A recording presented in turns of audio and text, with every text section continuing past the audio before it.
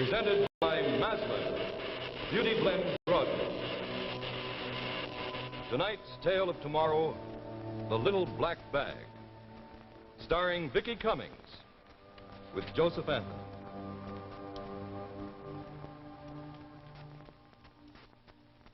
Say, how do you think you'd like to work in a place where they just closed up shop once a year so that everybody could go fishing? There is one place like that, the Maslin Carpet Mills. I'd like to read you just one paragraph from the Shuttle. You know, we've read to you from editorials in it before, that I think points out exactly how, well, at least one of the Maslins feels about the outdoors. He says, "A friend is not alone for autumn's woods with gun and dog, nor summer's sun with rod and reel. Nor is a friend alone to challenge nature fastnesses with solitary canoe, nor just that two may boil their coffee over a fire that's built for one," and so on. It goes like that. And you know, right opposite this editorial, on the facing page here, they've got the golden rule, as stated in 8 different religions: Judaism, Christianity, Buddhism, and so forth. 8 of them. Now, I don't think I need to dot any I's or cross any T's. Some of the Maslin family like to fish, and they know that lots of other people like to go fishing too. So once a year, on the opening day of the trout season, the great Maslin Carpet Mills close down so that everybody who wants to can just go fishing. And now C.H. Maslin & Sons bring you Act 1 of tonight's Tale of Tomorrow, The Little Black Bag.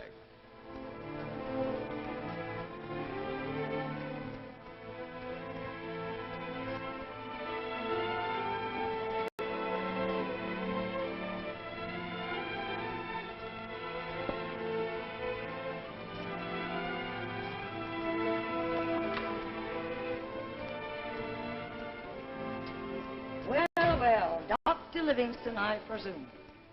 Oh, Angie. And how much money did the eminent physician and surgeon earn today? Angie, don't. I know I haven't treated a patient in days. Oh, I'm tired. Tired. Oh, you poor little man. What do you know about being tired? I'm tired, too. Tired of wearing these shabby clothes, tired of living in cheap rooms and listening to your excuses. Tired. What from? You haven't earned $1 in a month. Oh, Angie, stop it. Oh, no, not this time, my benevolent husband. I'm fed up with all this rot, moving from one hovel to another, living in filth, sinking lower and lower. I know that. You were going to set the world on fire, be the greatest surgeon that ever lived. Hopes, dreams. All right, that's enough. The reason for my failure was a mistake. It was an accident. That's over. Forget it. No one else knows. You're still a doctor. You're still supposed to earn a living. I've done everything possible. I can't manufacture patients. There are other ways of making money. Lots of other ways if you were only smart. I won't touch that kind of money. All right. Starve. Stay in your cave. You're a weak, spineless failure, not good for anything. Angie. Oh, go on. You disgust me. And I think of all the big plans you had. You failed at everything you've ever attempted. Why I ever married you, I don't know. Where do you think you're going? I'll get you some money. Money? You? Ha.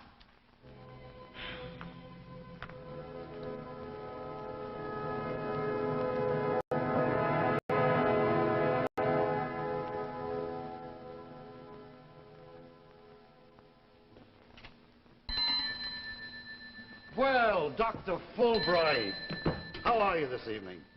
Things getting better, I hope? If things were better, I wouldn't be here.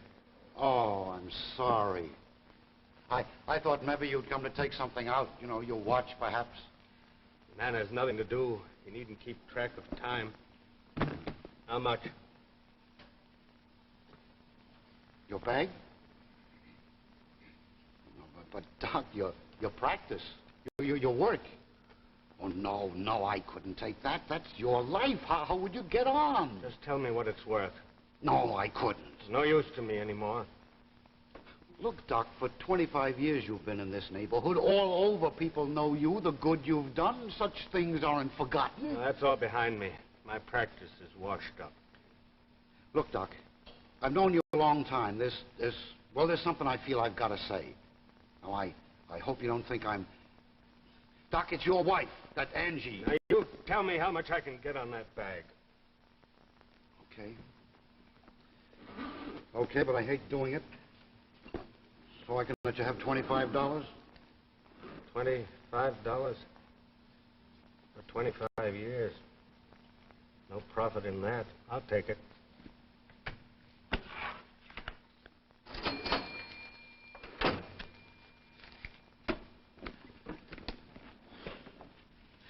Wait a minute, Doc. I just thought of something. Look. Suppose I give you $20 for your bag and another medical kit to boot, one that's been lying around the shop. How would that be? No, it's no good. My nerves are all shot. Doc, look. You can't just throw everything away. Let me get you this. No, don't bother. I've made my decision. I'm not turning back. Now, just a second, Doc. It's right here. Here it is. Here. Look at this. I mean, it's a little out of date, but you never can tell when you need it.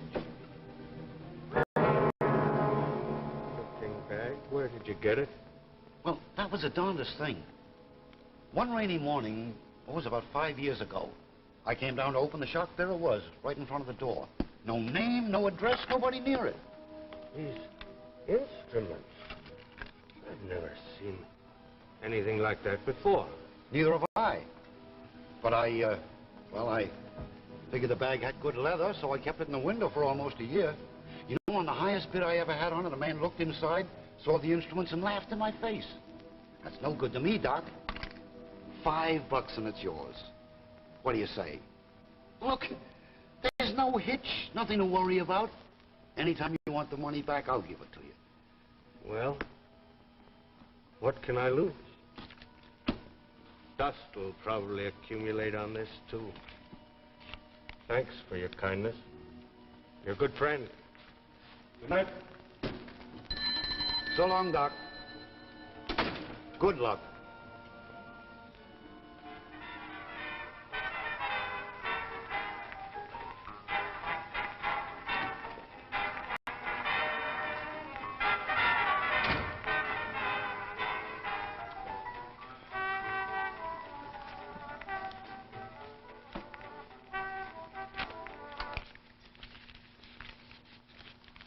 $20.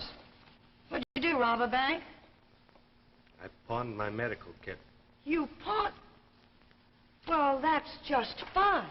Now what are we going to do? Go out and sell shoes to make a living? Oh, Angie, don't start again.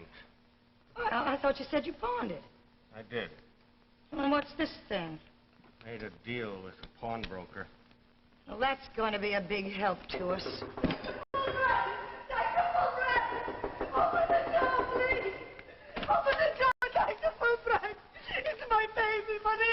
What is it?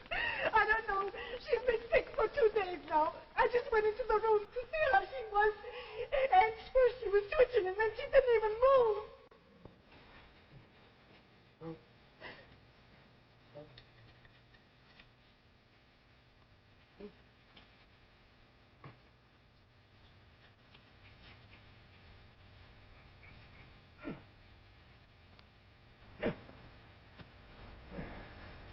Two days, you say? Yeah. Why didn't you bring her in here before? I didn't have no money for doctors.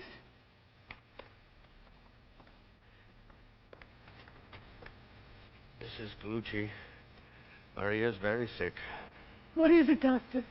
Can only be one thing, hemorrhagic encephalitis, an infection of the brain. Is that very bad, doctor? I'm afraid there's nothing anyone can do. You gotta do something.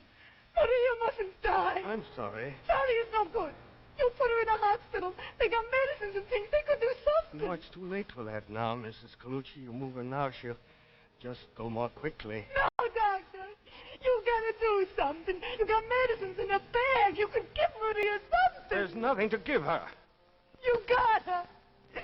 Anything. Please, doctor. Please. All right, I'll do what I can. Where's my bag? I'll give her a sedative. Ease her pain. She'll go any moment, poor child. She's in a coma now. This is Mama's speaking. This confounded thing. You can hear me, Maria. Doctor, For use by authorized personnel only. Used unethically, this equipment shall lose all full curative power, and the violator shall be subject to the full penalty of the law. I want medicines, and I get a lecture. There must be something in here. You're gonna get better. What's this gibberish? Anti-infection, 4G, 3cc. I suppose that means I administer 3 cc's of 4G. Whatever that is. And she can buy you a big carriage, too, to go with the 4G, 3cc. It's already loaded. What a way to carry a syringe. Please, Maria. You're gonna get better. It doesn't diminish. I squirt out half of it, and it stays filled. What is this? Please, doctor, please. I don't know, Angie. This syringe, it's so peculiar. Oh, well, go ahead. What can you lose? You'll at least make Mrs. Colucci feel better, even if you can't help the girl. Hurry, doctor, hurry. She's got pain.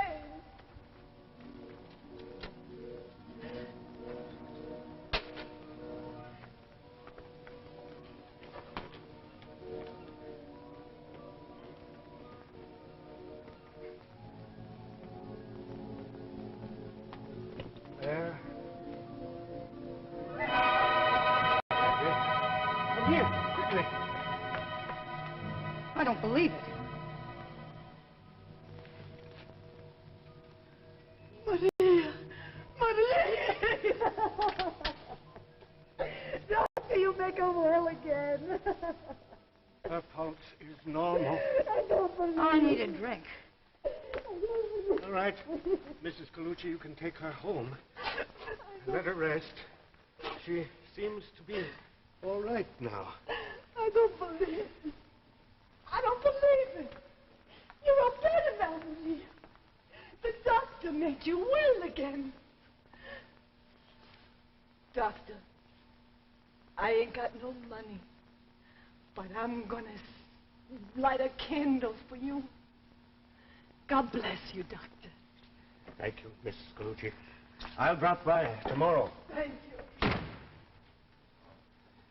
Angie, do you realize what just happened? That type of encephalitis is invariably fatal. It's never been cured before. How'd you get hold of the bag? Where'd you find it? I told you at the pawn shop. I don't understand all this. A syringe that refills itself. That miraculous cure of the child just now. Can you imagine what I can do with this bag? Yes, I can. There's $1 million in that satchel, and we're going to clean up. Angie, let me do things my way. This can be a magnificent thing. Oh, save it. I just saw a mink coat walk in front of me. I once made a mistake, a bad mistake. I'd like to rectify it now with this. Yes, I know you made a mistake, but the district attorney wouldn't call it Angie, that. you There's would... $1 million in your hands, and I'm going to see that you keep it there for a long, long time. From now on, I'll make all the rules, and I'm going to take care of this. Put that down. Such strange-looking equipment. Oh, wait a minute. Wait a minute. There's some writing on this. Where's the magnifying glass? Oh, here it is.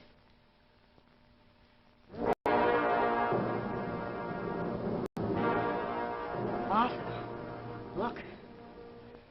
Look, with instruments like these, you can have the whole medical world in the palm of your hand. Just look at that.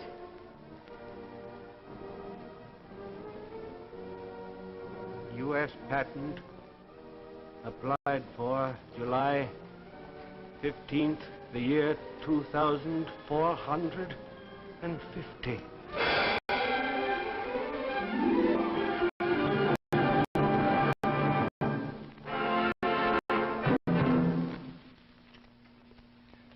Say, do you remember the fishing rod I showed you a while ago? Well, here's a little item that on a fishing trip would be just as valuable as the fishing rod itself. It's Maslin's Handy Andy, and handy is really the word for it, and let me show you exactly why. Just zip this open, and what have you got? Lots of little individual holes and a plastic backing to hang all your lures and spinners on. They never can get tangled up again. They're all right there for you to reach. The plastic backing is so that in case you fall, there's no chance of one of the hooks going through the material and hurting you. Here's a big snap pocket. I like to keep a muslin raincoat in mine. A couple of sandwiches fit just as well.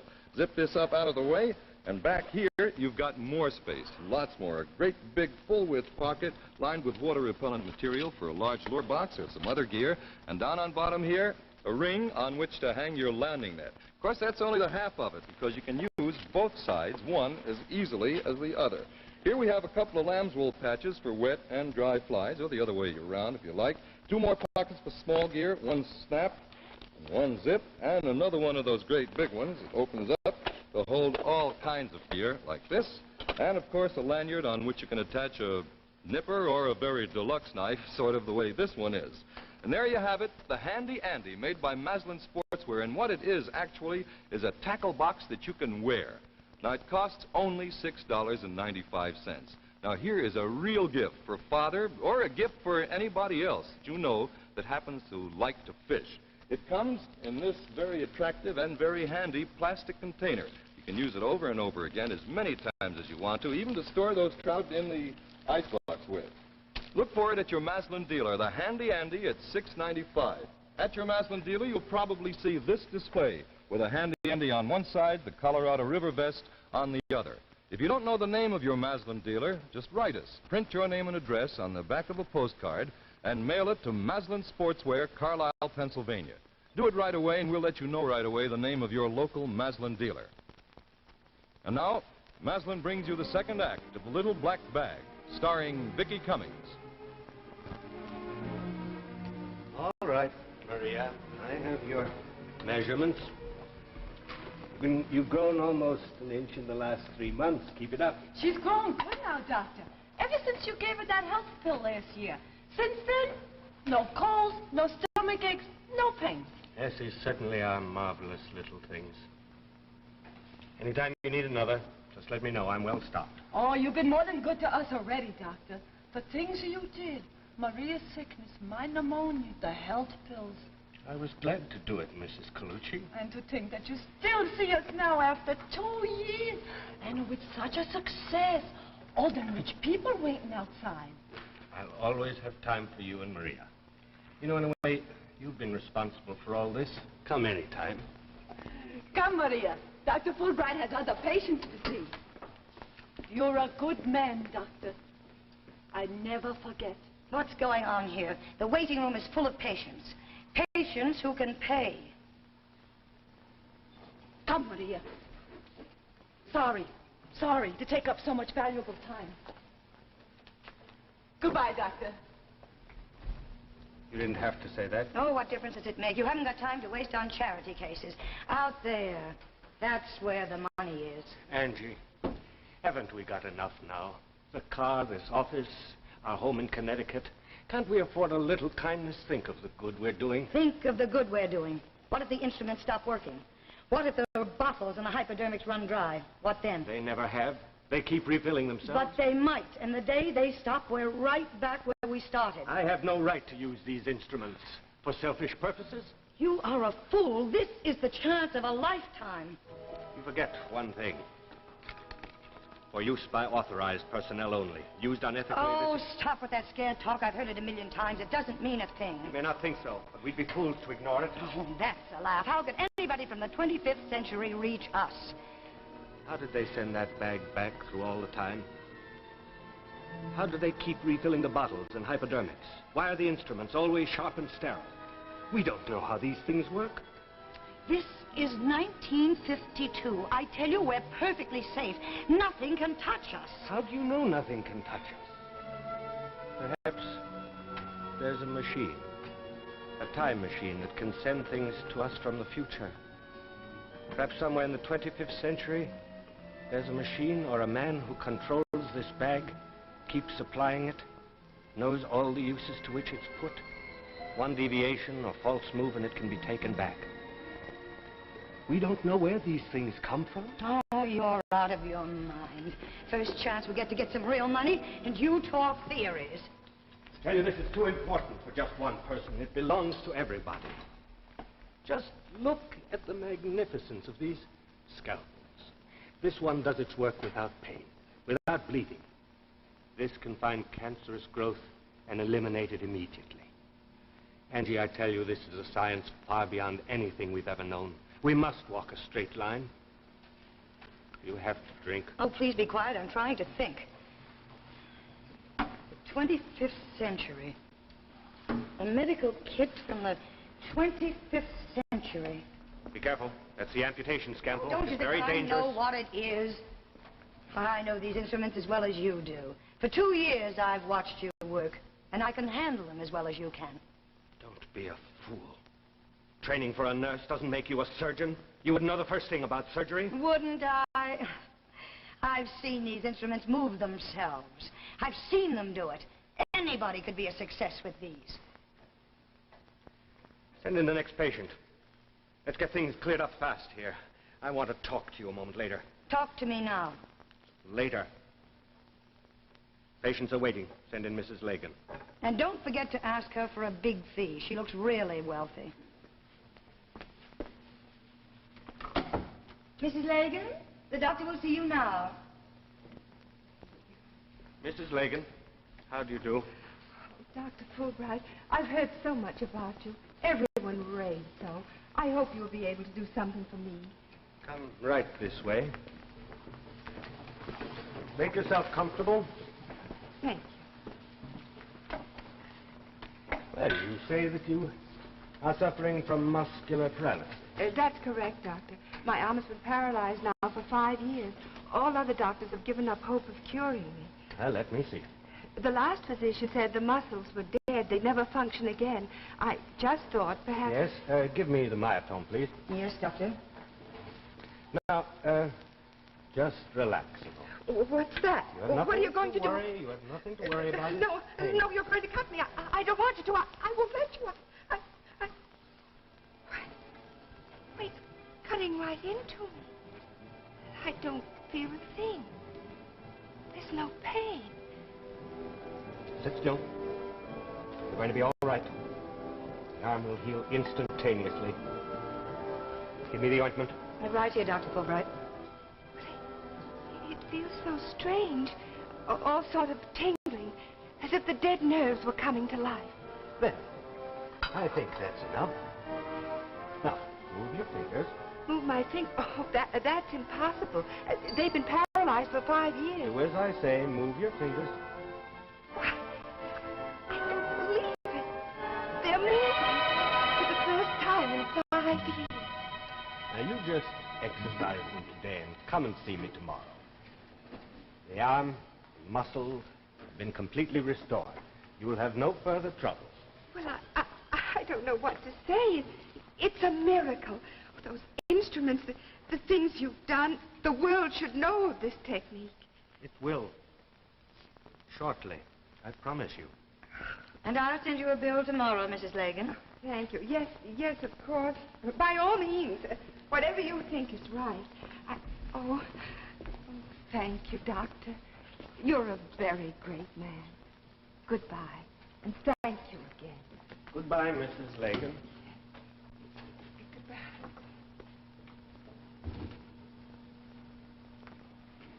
Send her a bill for $50. Are you out of your mind? That woman can pay anything we ask. What's the matter with you? Angie, can't you understand what I'm trying to do? Everyone who walks out of here thinks you're a miracle man. I say cash in on it. I stood by you through all the years when we didn't have a dime. Now I want some of the dividends. I'm afraid you're going to be very disappointed. What do you mean by that? I've thought a great deal about this bag during the past few months.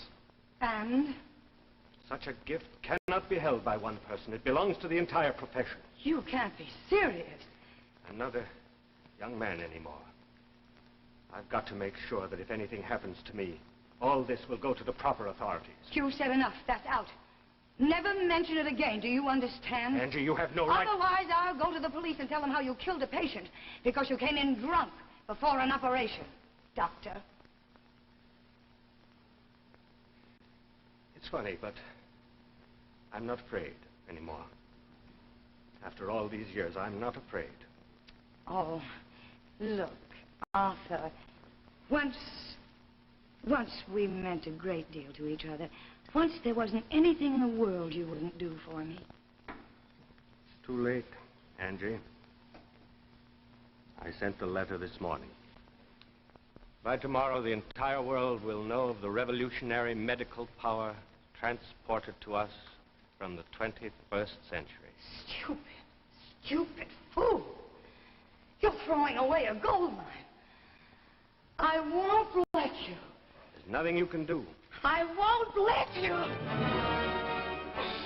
Now play the great doctor. Now try and give it away. Angie, you shouldn't have done that. It was wrong. They'll know. You should have played it my way. This thing's too good. I'll change my name.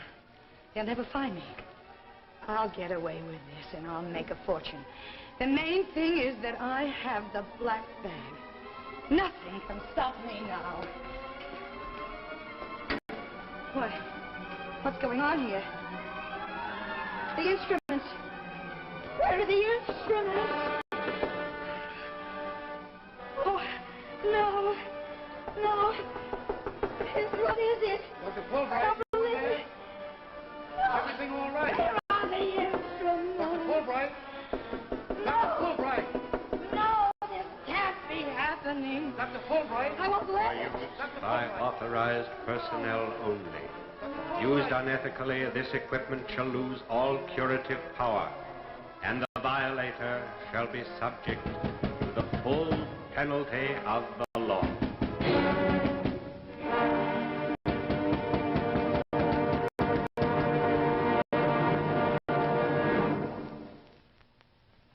And so we end tonight's tale of tomorrow, The Little Black Bag, starring Vicki Cummings.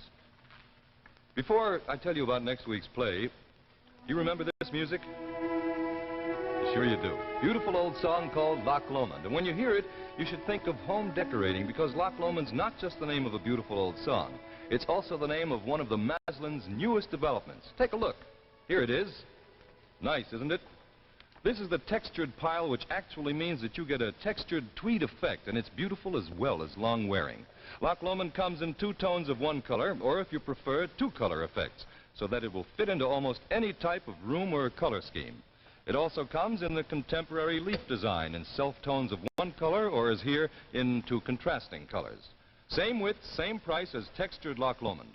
Both types of Loch Lomond come in widths up to 12 feet. Now, the price is the real surprise, only $7.95 a square yard. Real style and long-wearing quality for a modest cost. It's easy to remember, Loch Lomond, the new Maslin Beauty Blend Broadloom. Next week, be on hand when Tales of Tomorrow presents The Exile, starring Chester Morris, a strange story of an atomic experiment with weird results. Presented by Chrysler, the name that makes news in watch bands. Here is real fashion magic.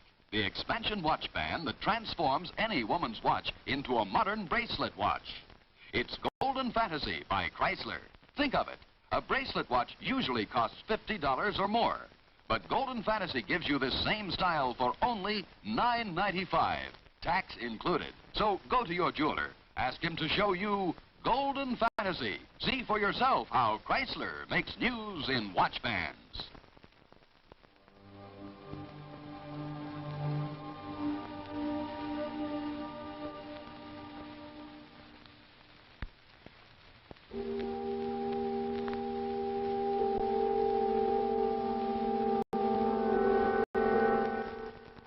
The preceding program, originally telecast by ABC in New York, has come to you by special video recording. This is ABC, the American Broadcasting Company.